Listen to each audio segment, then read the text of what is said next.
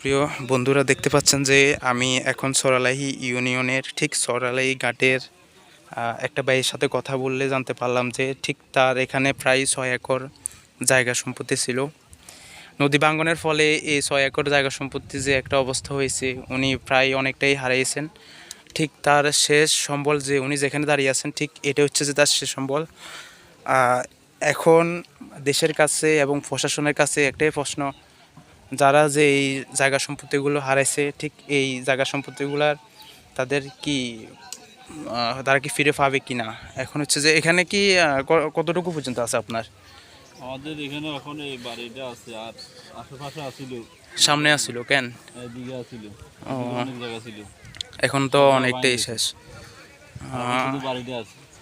আপনার হচ্ছে যে এই বিটাটা কি আপনার নাকি এইগুলো? না, আমার তো হয়েছে ওইখান দিয়ে। এখানে ঘর আসছিল নাকি? ঘর আছে। ঘর ঘর কয়টা আসছিল আপনার? আমার ঘর দুইটা আছে। দুইটা আছে। এখন কি আপনারা এখানে থাকেন নাকি চলে গেছেন? এখানে আছে। ও,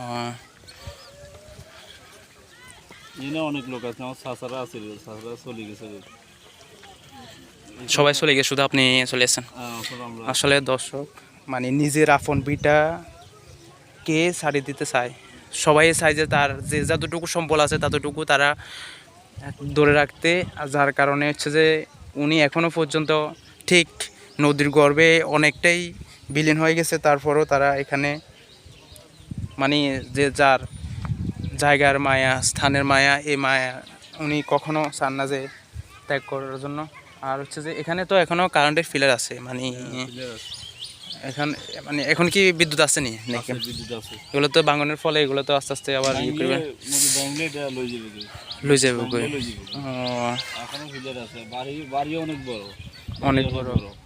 এগুলো তো দেখা যায় যে আপনার মানে যদি আপনার যে বাঁধটার কথা বলছিলেন যদি এটা দে, তাহলে তো আপনাদের জন্য মানে থাকার অনেকটাই ইয়ে আছে। বা ব্লক, জি করজডাম বা ব্লক, জি, যদি বা বস্তা ব্লক দিয়ে, তাহলে আর নদীটা আর ভাঙবে না।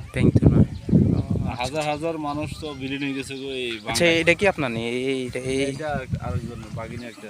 ও আচ্ছা আচ্ছা, ওনারাও চলে গেছে। চলে গেছে। এখানে কি গড়া ছিল? গড়া ছিল, এখানে গড়া ছিল, এখানে গড়া ছিল, এখানে ছিল তিনটা, এখানে ছিল তিনটা, এখানে ছিল একটা।